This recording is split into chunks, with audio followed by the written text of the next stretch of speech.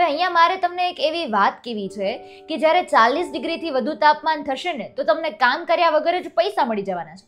સાંભળીને આશ્ચર્ય થયું ને? પણ ખરેખર આ એક યોજના છે કે જેમાં બિહારની 1.5 લાખ મહિલાઓએ આ યોજનાનો લાભ પણ લીધો છે. આપણે જાણીએ છીએ કે હાલ ગરમીનો પારો દિવસે ને દિવસે વધી રહ્યો છે. કેટલાક લોકો પાસે ગરમીથી બચવા માટે એસીની સુવિધા પણ ઉપલબ્ધ હોય છે, પરંતુ દરેકની આવક એટલી નથી હોતી કે એ એસી ખરીદવા માટે સક્ષમ બની શકે. પણ આવી સ્થિતિમાં તેઓ કાળઝાળ ગરમીમાં કામ કરવા માટે મજબૂર પણ બનતા હોય છે. પરંતુ અહીંયા મહિલાઓ માટે એક નવી જ યોજના લાગુ કરવામાં આવી રહી. બિહારમાં અસંગઠિત ક્ષેત્રની લગભગ 1.5 લાખ મહિલા કામદારોને તાપમાનમાં 40 ડિગ્રી સેલ્સિયસથી વધુ થવા પર દરરોજ 300 રૂપિયાનું વળતર આપવામાં આવે છે.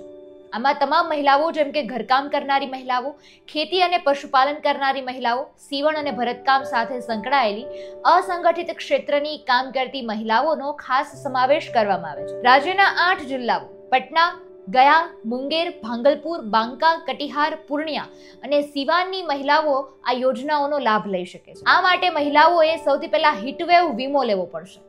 આ વીમો હવામાન પરિવર્તનને કારણે તેમની આવકમાં થયેલ ઘટાડાને ધ્યાનમાં રાખીને શરૂ કરવામાં આવશે. બિહારમાં પહેલી જ વાર આ વીમો પાયલટ પ્રોજેક્ટ તરીકે શરૂ કરવામાં આવી રહ્યો છે અને આ વીમો એપ્રિલથી સપ્ટેમ્બર સુધીનો રહેશે. આ પહેલ ગુજરાતના અમદાવાદ સ્થિત ટ્રેડ યુનિયન સંગઠન સ્વરોજગાર મહિલા સંગઠન એટલે કે સેવા દ્વારા આ નિર્ણય લેવામાં આવ્યો અને તેમના સ્થાપક પણ પ્રખ્યાત ગાંધીવાદી ઈલા ભટ્ટ હતા.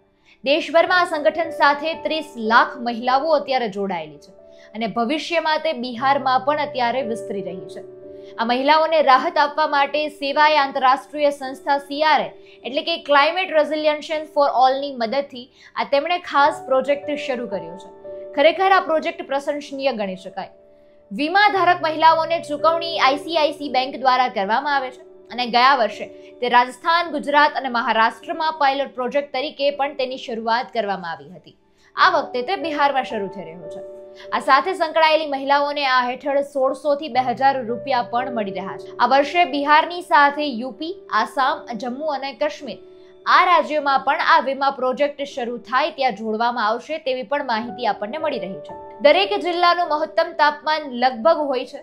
સામાન્ય રીતે 40 ડિગ્રીથી વધુ તાપમાનના કિસ્સામાં મહિલાઓને હીટવેવ વીમાની અંદર આવરી લેવાની આ યોજના મુખ્ય રીતે બનાવવામાં આવી છે. પરંતુ બિહારના દરેક પસંદ કરાયેલા જિલ્લામાં મહત્તમ તાપમાન માટે અલગ અલગ માપદંડ પણ રાખવામાં આવ્યા છે. ખાસ આ વર્ષે અસંગઠિત ક્ષેત્રની કામ કરતી મહિલાઓને 300 રૂપિયા ફી ચૂકવીને હીટવેવ વીમા માટે તેઓને અરજી કરવાની પ્રક્રિયા પણ શરૂ કરી દેવામાં આવી હતી, પરંતુ પછીથી તેમને એ પણ પ્રક્રિયા મફત કરી દેવામાં આવી હતી.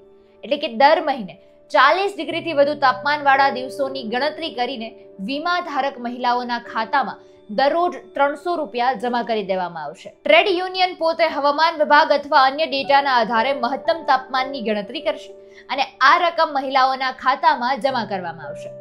હવે આપણે એ પણ જાણીએ કે આ વીમો ક્યાં કરાવવાનો રહેશે, કેવી રીતની એની પ્રોસેસ રહેશે.